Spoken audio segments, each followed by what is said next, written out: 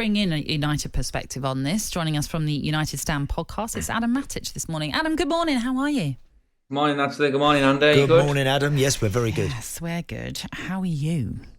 Not very good, I'll be honest. It's been a very, very miserable weekend being a United fan, the football on Saturday. And then I think just the fact that we're actually watching other teams around us, teams that haven't had managers in situ very long, looking like they've got a vision, looking like they've got a plan of action, which United really just don't look like. And no one can figure out what we actually are, what we're doing. And it's really difficult at the moment. It is. Yeah, I tend to agree with you, Adam. I was at the game midweek, the cup game at Old Trafford, working for talkSPORT, and if you'd have said to me that in a couple of days' time, Palace are going to rock up at Old Trafford and nick all 3 points, I'd have laughed at you, because Palace was so bad and United completely strolled the game.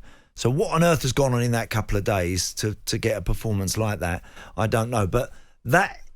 You know, we talk about identity quite a lot nowadays, and again, I was at Spurs at the weekend, Adam, and you can see the way that Postecoglou has kind of got these boys playing and working, and you get a feel for it, and I think everyone's enthused by it. I'm yet to see anything from Ten Hag that tells me there's something definite happening. I don't get this vibe. And I know that last year, you had success and there were good early signs, but I'm not getting a vibe that's kicked on at all this year.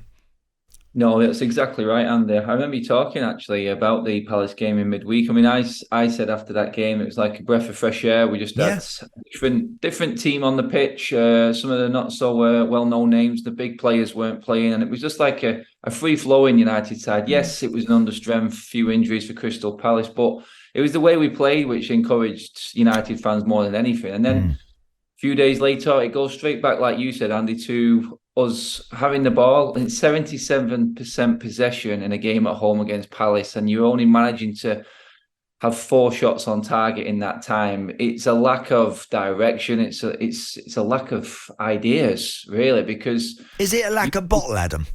Yeah, listen, when it comes down to it, we can talk about Ten Hag till you're blue in the face. You can talk about individuals, formations, etc., etc. Sometimes, you have to think that I begin to wonder with some of the United lads whether they've actually got the stomach for it a little bit to play for that club in front of 70,000 every week with all that's gone on at that club before them. I sometimes wonder the shirt is a bit too much for them.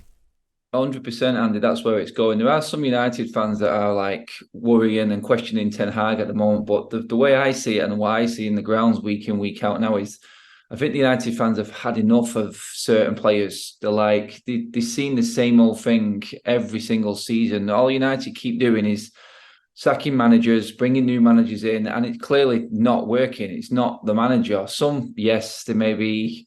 can claim that they've got a bit of favouritism in certain players and they don't understand why certain players aren't getting a chance. But these same players that are in with the next manager, the season after, they're just failing. I seen, and this is like one of United's biggest players, I seen fans in the crowd at weekend waving and cheering Marcus Rashford off the pitch. They're not having him at all within the United fan base. But it's not just Rashford, it's other players, big name players that just keep on failing to produce what they're paid to do, basically, what we expect them to do. This is Manchester United, and Ten Hag talks about them standards, and then that creeps down into that issue that we've always worried about, which is player power, and worrying about Ten Hag losing the dressing room. Because if this managerial appointment goes wrong for Manchester United with Ten Hag, then I do believe there is a serious downward spiral coming. That's just the vibe I get at the moment. But to see United fans at Old Trafford stood up applauding and waving Marcus Rashford off the pitch because of his performance, it shows you exactly where it's at right now. And like you just said then, Andy, they're struggling. It is wearing very heavy, that shirt, on a lot of players at the moment. And I just think they're scared. It's like they're scared to make a mistake rather than take that risk and be the player who's going to change the game. And that's what we're up against right now, and it's too easy for teams to play against us. Yeah, as you're suggesting, there are lots of discontent from the fans. Adam, thank you for being with us this morning. Cheers, guys. Really appreciate you joining us. We should obviously give credit to Crystal Palace because defensively they were brilliant. Anderson and Gurhey and Sam Johnston in goal. it was very difficult, clearly difficult for United to get past them. Do you know, in that midweek game, Nat, I sort of criticised the mindset, the attitude of the Palace players in the Carabao Cup game. I thought they almost handed it to United, didn't even really go for it in any way, shape or form, but fair play to them, because within a couple of days, because they would have took a fair bit of stick, and I'm sure would have been aware of that, but they bounced back, and that's a brilliant 3 points for them.